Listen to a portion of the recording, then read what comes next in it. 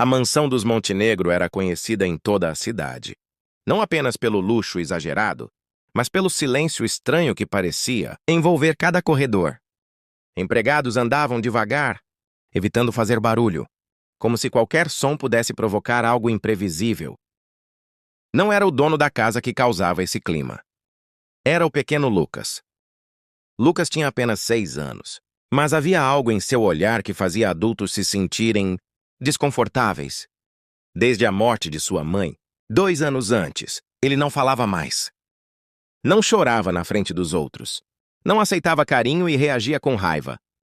Sempre que alguém tentava se aproximar demais, brinquedos quebrados, portas batendo, noites agitadas, aquela era a rotina. As babás simplesmente não ficavam. Ele me encara como se eu fosse uma estranha, disse uma delas ao sair apressada. Não é normal. Outra saiu no mesmo dia em que chegou. Depois de Lucas jogar um objeto contra a parede, sem sequer piscar. Ricardo Montenegro. O pai já havia perdido a paciência. Acostumado a resolver tudo com dinheiro, ele aumentava cada vez mais o salário oferecido. Eu não quero perfeição, disse ele, cansado. Só quero alguém que não desista. Mas todos desistiam, até que Sofia apareceu. Ela chegou numa manhã tranquila, sem aparência de alguém, impressionada com a mansão. Seus olhos observavam tudo com calma, como se estivesse mais interessada nas pessoas do que no lugar.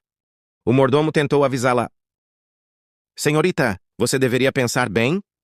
Esse trabalho não é fácil. Sofia apenas respondeu com serenidade. Crianças difíceis geralmente só estão machucadas. Ao entrar no quarto de Lucas, encontrou exatamente o que esperava. E algo mais. O menino estava sentado no chão, de costas, cercado por pedaços de brinquedos. Carrinhos desmontados, peças espalhadas, como se tudo ao seu redor refletisse o que ele sentia por dentro. Ele não se virou nem reagiu. Sofia ficou parada por alguns segundos, observando em silêncio. Qualquer outra babá teria falado, chamado seu nome, tentado impor presença. Mas ela fez o oposto. Sem dizer nada, ela se sentou no chão, mantendo uma distância respeitosa, pegou um dos carrinhos quebrados e começou a consertá-lo, com movimentos lentos e cuidadosos. O som leve das peças sendo encaixadas preencheu o quarto. Nada mais. Sem perguntas, sem pressão, Lucas percebeu, mesmo sem se virar completamente. Seus olhos começaram a acompanhar os movimentos dela. Havia curiosidade ali, algo que não aparecia há muito tempo. Sofia continuou paciente.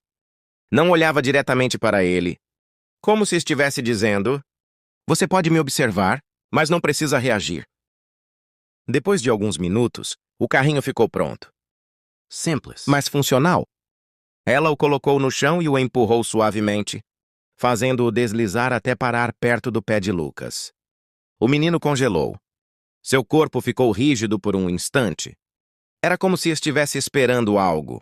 Uma ordem, uma cobrança, qualquer coisa. Mas nada veio. Sofia apenas permaneceu ali. Tranquila, presente. Lucas, então, moveu a mão lentamente. Seus dedos tocaram o carrinho com cuidado, quase como se ele fosse desaparecer. Ele o pegou, observou e, depois de alguns segundos, empurrou de volta. O carrinho rolou pelo chão na direção de Sofia. Foi um gesto pequeno, quase imperceptível, mas naquela casa significava tudo. Sofia sorriu de leve, sem exagero, sem transformar aquilo em um grande momento, porque ela entendia algo que ninguém antes havia compreendido. Lucas não precisava de alguém que o mudasse.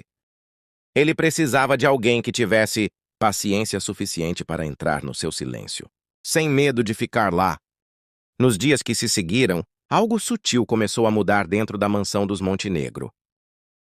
Não foi algo repentino nem dramático, suficiente para ser notado à primeira vista. Mas os pequenos detalhes começaram a se acumular. Lucas já não quebrava tantos objetos. As noites ficaram um pouco mais silenciosas. E pela primeira vez em muito tempo, ele não evitava completamente a presença de alguém. Sofia nunca tentou apressar esse processo. Ela mantinha a mesma abordagem do primeiro dia. Presença tranquila, gesto simples e nenhuma pressão. Sentava-se perto dele enquanto ele brincava. Às vezes consertando algum brinquedo, outras vezes apenas organizando as peças espalhadas. Não fazia perguntas diretas, não exigia respostas, não forçava contato. E aos poucos, Lucas começou a permitir. Ele ainda não falava, mas observava Sofia com frequência. Às vezes se aproximava alguns passos, em outras deixava objetos perto dela, como se estivesse silenciosamente convidando-a para participar do seu mundo. Os funcionários começaram a notar. Ele está diferente, sussurrou o mordomo. Certa tarde, nunca vi o menino ficar tanto tempo no mesmo cômodo com alguém. Mas a verdadeira mudança aconteceu numa noite de tempestade. O céu escureceu rapidamente, e o som dos trovões começou a ecoar pelos corredores da mansão. A chuva batia forte contra as janelas, criando um ambiente pesado e inquietante. Lucas entrou em pânico.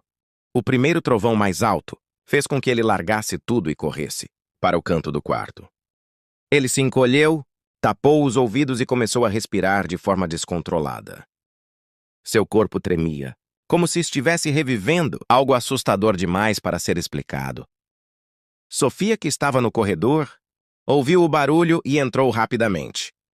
Ela viu o menino ali, pequeno, assustado, completamente perdido, dentro do próprio medo. Mas, em vez de correr até ele falando ou tentando tirá-lo dali, à força, ela fez algo inesperado. Sofia se sentou no chão a poucos passos de distância e começou a respirar no mesmo ritmo que ele, rápido, irregular, ansioso. Lucas percebeu.